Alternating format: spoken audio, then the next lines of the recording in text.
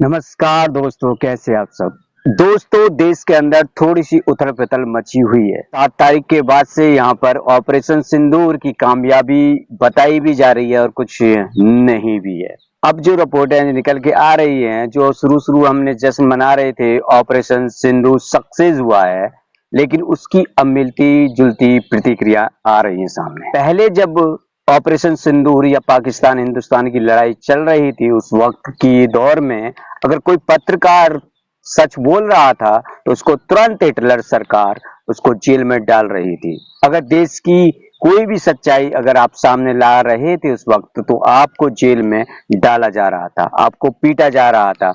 ये जो प्रतिक्रिया थी, ये पहलगाम हमले के बाद से ही आपने देखी होगी। बीजेपी की नेता ने जैसे ही, एक पत्रकार ने बीजेपी के नेता से सवाल किया कि वहां से चौकी क्यों हटा ली गई, तो उसको वहां मारा। अगर उसने कहा धर्म पूछ के नहीं मारा गया लोगों को, तब भी उन्होंने उसको गालियां दी।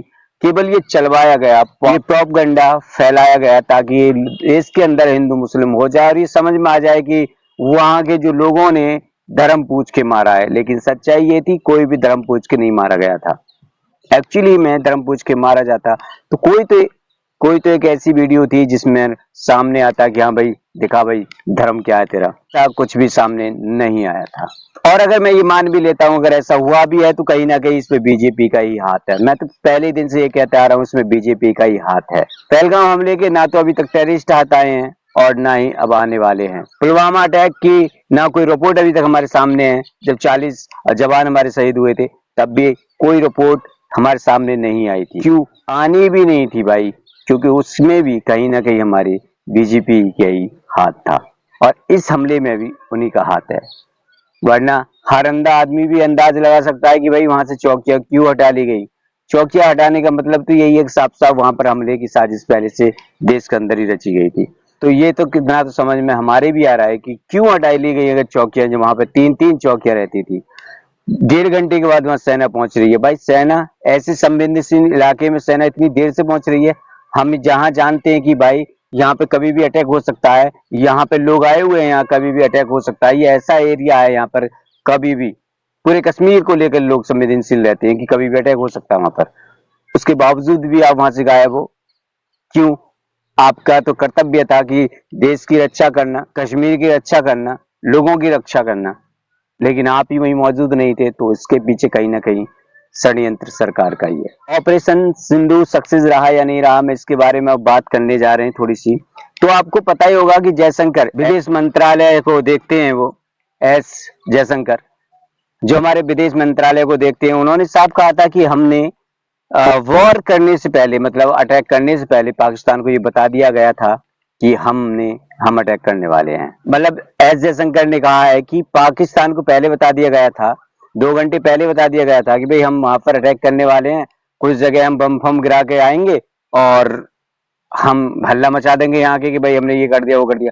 ठीक है, ताकि लोग यहाँ हमारे देश के अंदर जो उबाल पैदा हुआ था वो थोड़ा थम जाए, लगे कि हाँ भाई मोदी साहब हैं तो सब कुछ हो सकता है। उन्होंने फिर अटैक कर दिया, पाकिस्तान पर सीधा सीधा अटैक कर दिया। ये एक रणनीति थी। ये मैं नहीं कह रहा हूँ, ये एस जयशंकर के बयान है, उन्होंने खुद कहा है इस बात को, उन्होंने माना है इस बात को कि हमने कहा सरकार से, ये मेरे खुद के बयान नहीं है। और लड़ाई के दौरान आपने ये भी सुना होगा कि पाकिस्तान ने साफ तौर से कहा था कि हमने हिंदुस्तान के 4-5 रफाल गिरा लिए हैं। अब इसमें कितनी सच्चाई है, ये भी बयान अब सामने आ रहे हैं।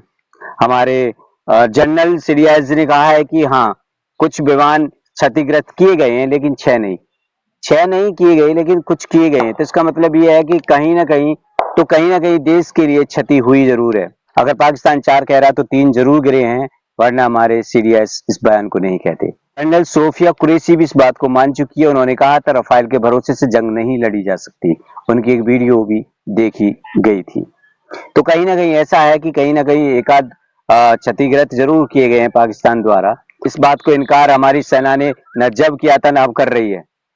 तो इसका मतलब ये है कि सेना जब इनकार नहीं कर रही है तो कहीं ना कहीं क्षति हुई है, और ये सच्चाई है। अब जो बयान आ रहे हैं उसमें जिस तरह की अब बयानबाजी हो रही है, जिस तरह से सेना के जनरल या सेना के बड़े बड़े अध्यक्ष कह रहे हैं कि भाई ऐसा हुआ था, मतलब वो इनकार भी नहीं कर रहे हैं इस चीज को, तो कहीं ना कहीं तो ये है कि हाँ, 6 नहीं तो 5 और 5 नहीं तो 4 और 4 नहीं तो 3, कुछ तो गिराए हैं। अब बात कर लेते हैं इस लड़ाई में किसका कितना नुकसान हुआ था।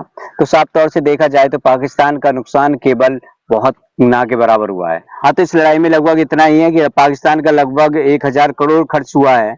मान लीजिए 1000 करोड़ गया है तो भारत का 84,000 करोड़ खर्च हुआ है। तो भारत का लगभग 84,000 करोड़ रुपया चला गया है और इससे भी ज्यादा गया है।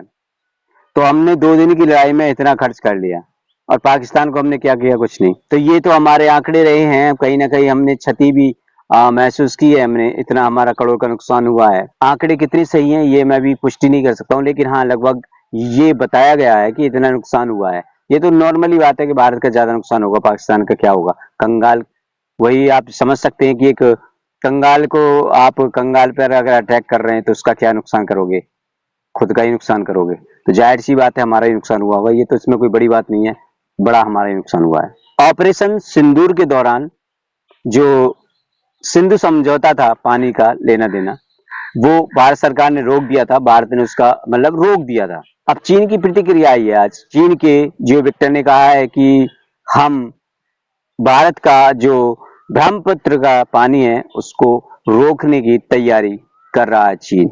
चीन ने कहा है कि तुम दूसरों के साथ जैसा व्यवहार कर रहे हो आपके साथ भी वैसा ही व्यवहार होगा।